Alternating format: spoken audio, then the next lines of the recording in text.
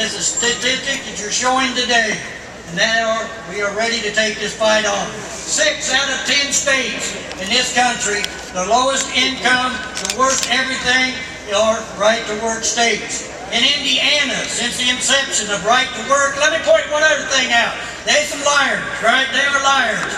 Right here, if you get a chance to talk to me or look at it, this is a letter from Mitch Daniels saying there's no need for right to work in Indiana. How big a liar can you find in that?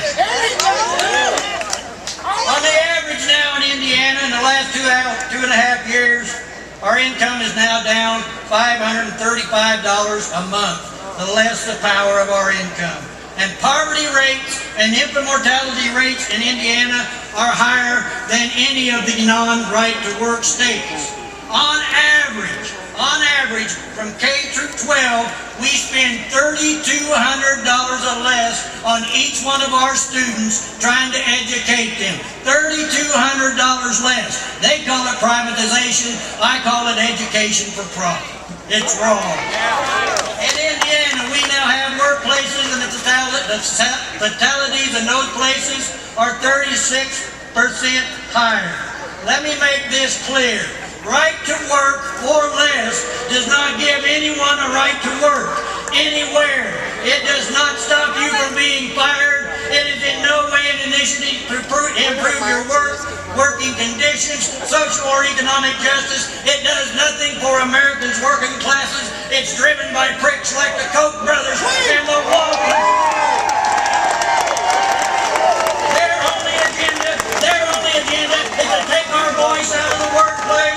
Their only agenda is to take away our political power. And we're showing today we have the power. Bring it on, boys.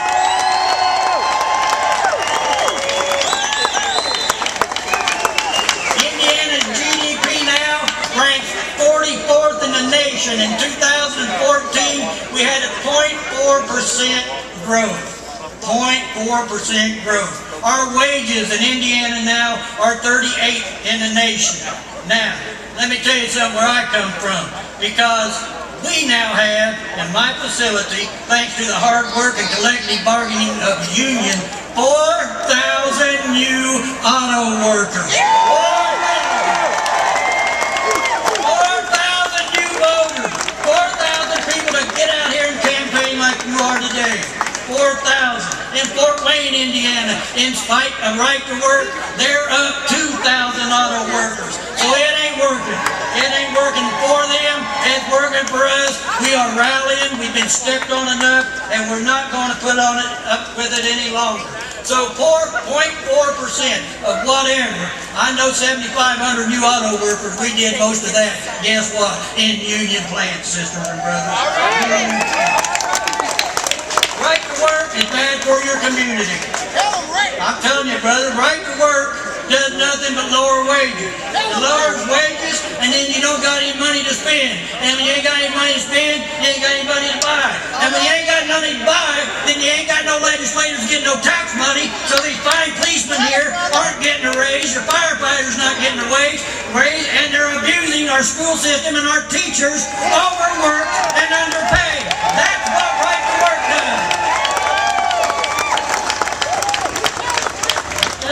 I tell you again, I'm very excited. I just want to explain something to you. Like I said, y'all here right in Ohio know how to take a fight to them. You know that right to work is not good for your community. You know that right to work is not good for your state. And right to work damn sure isn't going to be good for the United States of America. What is good for us is a strong union presence in every community in this country.